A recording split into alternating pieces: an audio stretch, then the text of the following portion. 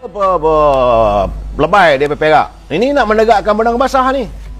Lebay dia Perak tu, dia kata dia menggesa supaya ahli-ahli parti PAS supaya bertenang. Kerana semua Perak dah belum mengecam apabila Menteri Kewangan mengumumkan bahawa kerajaan pusat telah pun melakukan cabutan khas. Itu jadi untuk cabutan nombor ekor lah ni. Sebanyak 22 cabutan khas bagi tahun ini saja. Jadi dia mula nak mengelak. Dia kata semua bertenang sebab ini bukan kita punya keputusan, ini keputusan Menteri Kewangan. Bagi saya soal sekarang ni, kamu berada dalam kabinet, what have you done? Lebay-lebay yang berada dalam, takkan tak boleh bangkit? No, kita menentang, takkan tak boleh bersuara? Dan selama ini anda bercakap soal haram, anda bercakap soal kepimpinan Islam. Jadi ini hanya dogma saja. Apa artinya? Sebab dia kata Persatuan PAS Perak, Razman Zakaria berkata keputusan membenarkan pertambahan cabutan khas sehingga menjadi 22 kali itu bukan dibuat oleh partinya. Memang kita tahu bukan PAS yang buat, tetapi PAS berada dalam kabinet. Takkan PAS tak bersuara? Kenapa you tidak mau bersuara, tak berani? Takut hilang jawatan? Inilah saya katakan bahawa awal-awal tadi baginda Rasulullah menyatakan, kalau kamu bersama-sama dengan penguasa yang zalim, penguasa yang melakukan kezaliman, maka kamu bersekongkol, kamu tunggulah, kamu tidak akan dapat nikmat Al-Kausar. Sedangkan kamu berbicara soal kehidupan, budaya Islam, saya tak boleh lah, I cannot brain lah with these people. Dan akhirnya ini sejauh benar tak benar saya tak tahu. Sebab itu timbul dalam media sosial tentang kononnya ini kenyataan daripada ketua unit Mujahid Cyber PAS. Katanya, saya tak tahu, tapi ini adalah culipan yang saya baca. Dia kata itu untuk edaran, untuk sebaran dalaman saja. Jadi untuk ahli-ahli, tapi benda ini tersiar dalam media sosial. Kata untuk semua ahli yang kita ketahui ke belakang ini, pimpinan dan jemaah kita telah diserang dengan berbagai isu seperti judi 4 nombor ekor. Lepas itu begitu juga dengan isu adib dan sebagainya. Jadi berhubungan dengan itu, dia kata ana telah menerima arahan dari pihak-pihak pimpinan supaya Mujahid Cyber kita ni berusaha untuk mengalihkan isu ini kepada isu lain. Contohnya jadikan isu Ustaz Abid Liu lah dan sebagainya yang katanya terlibat dalam tak tahulah, saya kurang arif. Jadi masalah sekarang ni, mereka sekarang ni mau mengalihkan isu ini supaya PAS ini tidak terpalit dengan keputusan-keputusan yang begitu menjelekkan, menjijikkan. Sebab kamu bercakap soal selama hari ini kita menantang kemungkaran. Dan sekarang ni bila kamu berada dalam jemaah menteri, kamu bersekongkol. Kamu tak boleh nak mengatakan ini bukan keputusan PAS. Tak boleh. Sebab kamu bersama-sama dalam tu. Sebab ini adalah consensus ataupun satu keputusan bersama. Tak setuju kena nyatakan tentang habis-habisan. Dan saya rasa orang akan lebih menghormati kalau timbalan Presiden PAS yang ada sebagai menganggota kabinet, kalau naik Presiden PAS beranggota kabinet menyatakan bahawa saya dalam mesyuarat kabinet hari ini saya menentang 100%. Tapi apakan daya, kerana kami sedikit, kami cuma 2 orang atau 3 orang, maka kami kalah dalam pengundian. Orang akan faham. Ini tidak. No. Ini bukan PAS punya keputusan. Ini keputusan. Tak boleh. Kamu kena nyatakan bahawa kami tidak bersetuju. That's all. Bukan susah mana pun, tapi kamu tak berani kerana nak jaga kepentingan. Saudara, inilah saya katakan korupsi politik. Dalam keadaan begini, saudara, saya melihat bahawa sejarah telah pun mencatatkan bagaimana saat bila kita dijajah oleh Jepun, oleh Bintang 3, oleh tentera British Army, kita mampu bersatu. Kita mampu membina kekuatan bangsa kita. Kita mampu membina ukhuwah sehingga sampai kita berjaya menuntut kemerdekaan. Tapi semua itu kita bertaut di bawah UMNO. Malangnya selepas kita mencapai kemerdekaan, mulalah bercempera, masing-masing berebut kuasa. Selepas mencapai kemerdekaan, tapi waktu itu tidak mengapa lagi sebab dalam pertubuhan parti-parti politik Melayu ini masih lagi kukuh ukhuwahnya. Walaupun PAS dengan cara PAS, UMNO dengan cara UMNO-nya, tetapi masih kukuh lagi. Tetapi bila berada dalam kerajaan, akhirnya kita lupa segala perjuangan. Ini terjadi saudara. Apabila contohnya waktu UMNO khususnya kalah kepada kerajaan Pakatan Harapan, saya melihat ukhuwah perpaduan UMNO kukuh. Semua berdiri teguh di belakang Presiden. PAS pun sama juga. Akhirnya kita mewujudkan muafakat nasional. Ia bukan sekadar merupakan satu ketumbukan yang mampu menggerunkan pihak lawan, tapi terbukti dalam beberapa pilihan raya kecil kita menang. Cuma apabila wujudnya scheme of thing, wujudnya korupsi politik dan kehancuran Perikatan Nasional, tiba-tiba saja PAS duduk sebagai dalam kerajaan. Ada juga ahli-ahli Parlimen UMNO duduk dalam kerajaan. Maka berbalah baliklah kita. Ertinya orang Melayu ni tak boleh ada kuasa. Bila ada kuasa, berbalah. Ini keadaan saudara. Malahan dalam perbalahan itu, warga UMNO khususnya, mereka bukan hanya tidak menghormati parti, Presiden pun dicacainya. Kerana untuk menjaga kepentingan diri. Saya melihat pergerakan ini bukan satu benda yang kecil. Sebab itu ia menimbulkan kebencian bagi penasihat kepada parti UMNO. Yang berhormat Mulia Tengku Razili Hamzah, beliau melontarkan kenyataan kalau beginilah katanya. Sebab itu anda tidak mengikuti perjalanan apabila yang Muhammad Mulia Tengku Razili melontarkan kenyataan, orang pandang sebagai angin lalu.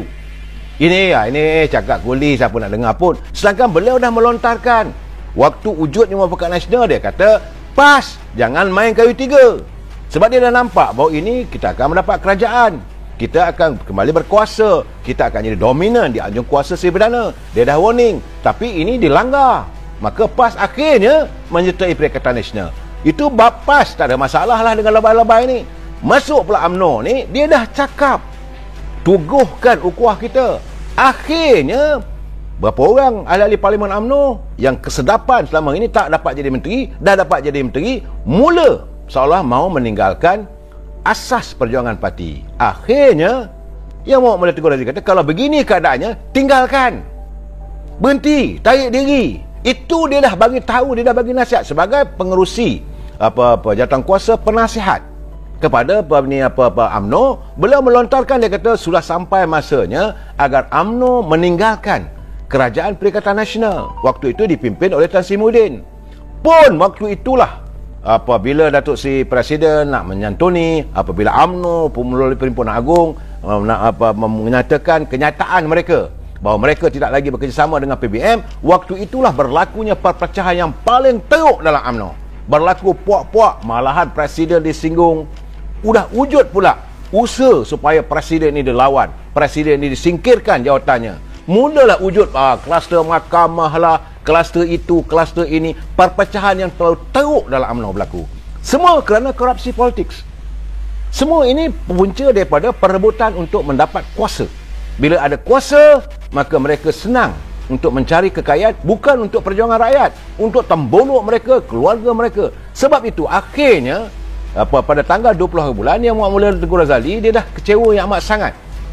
Cakap begini tak nak dengar, cakap ini tak nak dengar, berbalah sama sendiri, berpuak-puak lagi. Dia kata semua ini tidak akan membantu. Ini tidak membantu UMNO untuk mampu memenangi pilihan raya akan datang.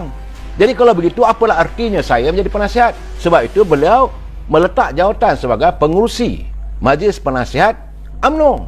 Banyak orang tak tahu. Orang kata ini sebab dia tak dapat Perdana Menteri. No, bukan itu. Sebab bila dilihat setiap dia punya cadangan, setiap nasihat ni tidak diikuti. Kerana dia merasakan sudah wujud satu suasana apabila mereka masih lagi tega dengan kerakusan melakukan korupsi politik. Mereka meletakkan kepentingan untuk mendapat jawatan. Sedangkan kalau dikukuh, sebab itu yang Muhammad Mulia Tengku Razili kata adalah lebih baik kalau UMNO bertanding solo. Disanggah pula. Hari ini Nazir Aziz dia kata Tengku Razili cakap begitu, dia kecewa lah tu tak dapat jadi Perdana Menteri. That is not the issue. Bukan isunya untuk dia jadi Perdana Menteri. Dia nak melihat bahawa parti yang diperjuangkan, yang diasaskan pada 1946 untuk warga bangsa kita adalah parti perjuangan untuk memastikan kek ekonomi ini dapat dinikmati oleh semua rakyat. supaya rakyat terbela, bangsa Melayu terbela, maruah Melayu terbela, Melayu tidak terus menjadi pengemis di bumi sendiri. Itu perjuangan dia. Jadi bila beri nasihat, tak mau dengar, dia kata baiklah aku berhenti. Dan dia melihat dalam keadaan begini, eloklah hidupkan balik sebagaimana parti UMNO yang telah pun diharamkan. Memang dalam kenyataan beliau sewaktu berucap di Parlimen semalam, memang dia belasah habis lah. Puncanya memang betul. Suka tak suka apabila UMNO diharamkan pada tahun 1988-89. Yang mengharamkan UMNO adalah Dr. Mahathir. Ini kena terima, ini hakikat. Dan waktu itulah rampokan berlaku terhadap begitu hebat.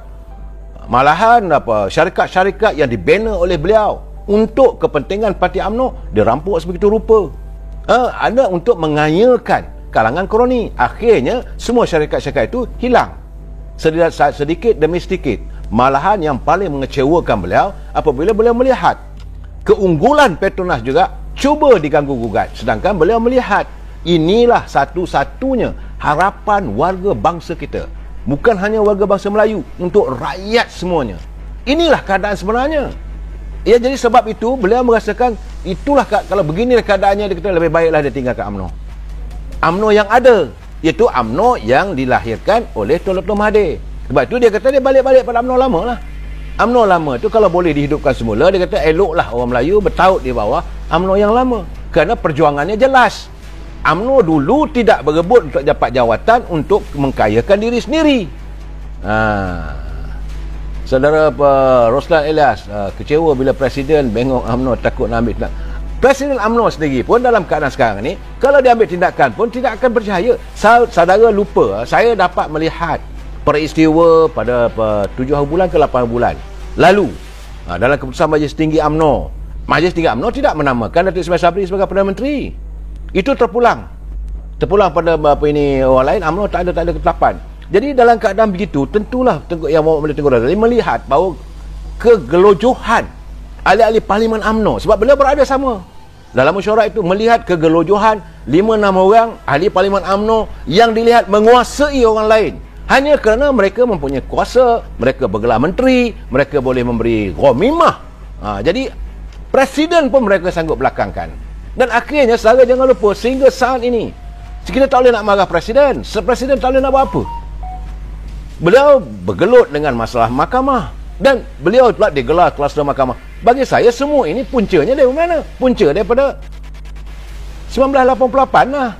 Dr. Mahathir juga. Sebab waktu UMNO kalah, Dr. Mahathir panggil Zahid Hamidi supaya bawa semua ahli UMNO menyertai PBM, supaya UMNO ini diharamkan untuk kali ketiga.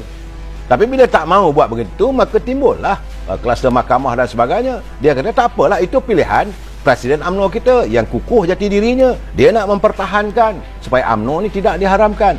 Dah timbul pula akhirnya di saat-saat kita mau menarik sokongan kepada kerajaan pimpinan Yang Amat Berhormat Tan Sri Muhyiddin, waktu itu sudah wujud pula bahawa usaha untuk mengharamkan UMNO.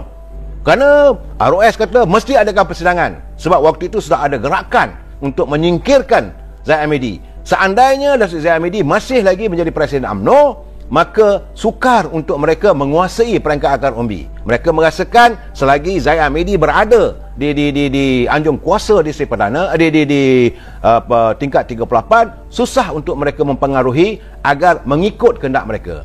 Jadi ini Tengku Razali melihat semua ni, dan dia melihat bahawa dalam keadaan Presiden tak berdaya, dalam keadaan timbalan Presiden begini keadaannya. Mereka ada pertemuan, saudara, dan saya tahu banyak benda, cuma kadang-kadang saya tak boleh nak lafazkan.